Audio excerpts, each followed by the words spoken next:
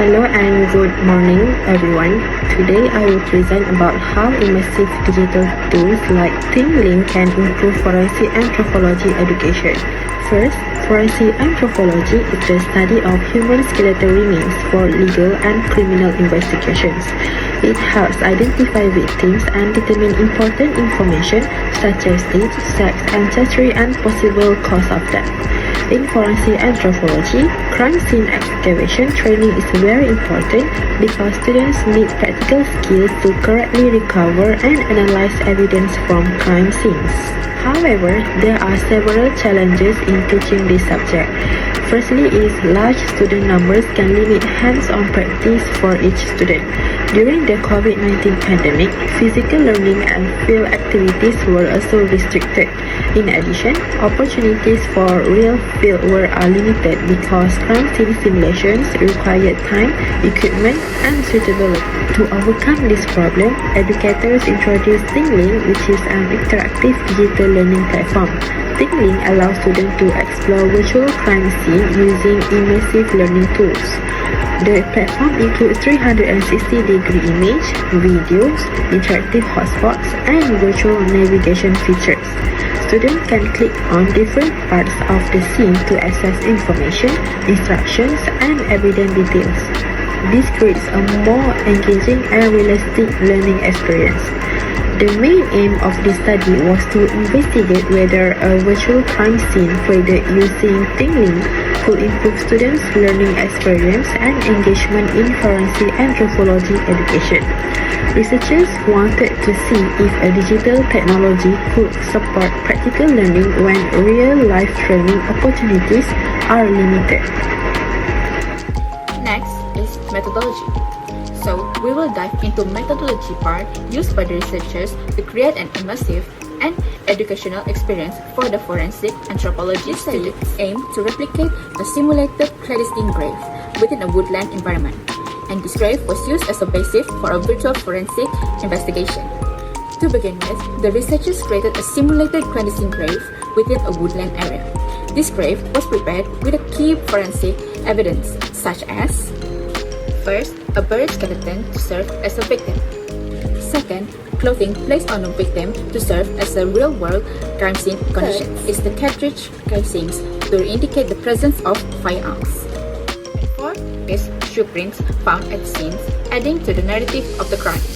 The objective was to make the scene as real as possible for the students, allowing them to explore and analyze the evidence as they would in real-life investigation. Now, let's talk about how the crime scene was digitally replicated for learning purposes. The researchers used a platform called Thinglink to transform the scene into an interactive learning environment. The digital setup included: first is the 360 photos of the crime scene. This allows the student to virtually walk through the scene. Next are the videos demonstrating critical aspects of the investigations, such as excavation of the grave and the discovery of the evidence. Then, interactive hotspots that allowed students to click on the item, such as skeleton, cartridge casings, or shoe prints to learn more about each piece of this evidence. And lastly is the maps showing the layout of the scenes and surrounding area for better orientation. Throughout the virtual scene, students had specific tasks to complete that mimic the real-life forensic investigation activities. The first task is biological profile. Students created a biological profile of the victim by analyzing the skeletal remains. The second task is trauma analysis.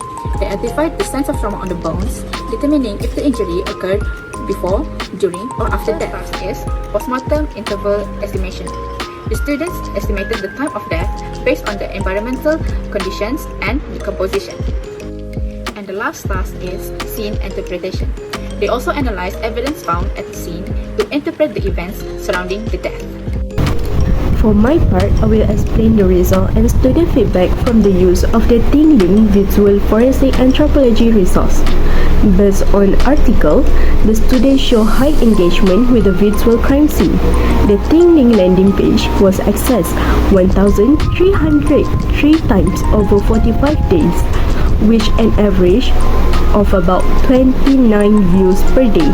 Across all scenes, there were 9,435 total views 2,527 opens and 6,942 clicks, showing that students actively explore the crime scene, surrounding areas, and evidence hotspot. One interesting finding was that the scene showing the first sign of human remains had the longest average viewing time, around 37 minutes, which suggests that students spend more time analyzing important evidence. The students also used the visual resource in their report.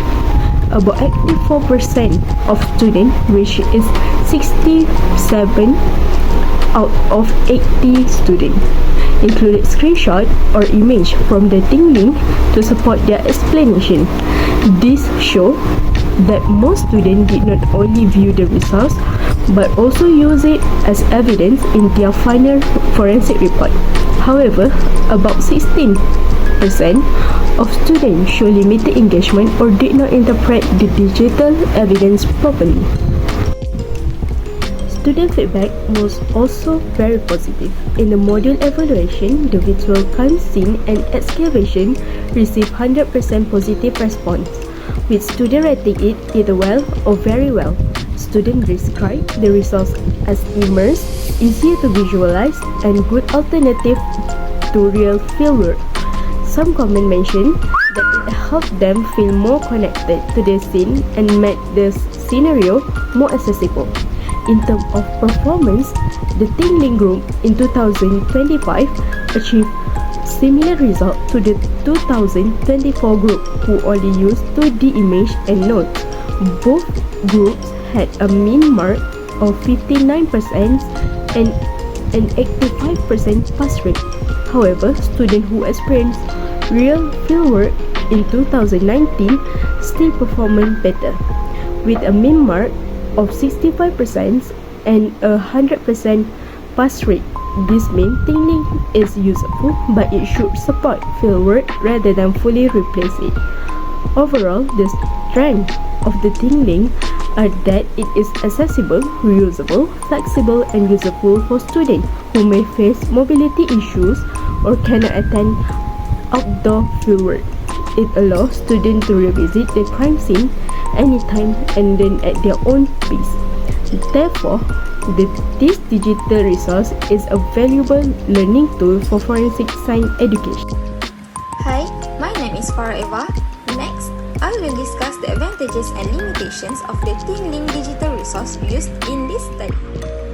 The authors found that the resource created a safer and more accessible learning environment for students.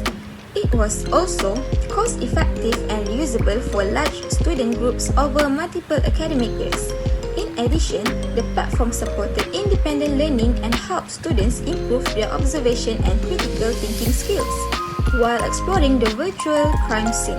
However, the study also stated that digital simulations cannot fully replace real fieldwork. Students could not physically interact with evidence such as touching soil, smelling decomposition, or recovering evidence directly from the scene. They also did not experience environmental conditions, teamwork, or the pressure involved during real excavations. The authors also observed that students who participate in actual field excavation in 2019 achieved high grades compared to students who use digital resources in 2024 and 2025. In conclusion, the study showed that immersive digital learning can improve forensic science education by making learning more interactive, flexible, and accessible. The Thinglink resource helps students develop observation, reasoning, and independent learning skills. However, the authors emphasize that digital tools should supplement traditional fieldwork rather than replace it completely. The study also suggested that future forensic education may combine virtual reality, 3D modeling, digital simulations, and practical training to provide a more effective learning experience. Overall, immersive digital learning has strong potential to support modern forensic science education while improving accessibility for students. That's all from us. Thank you.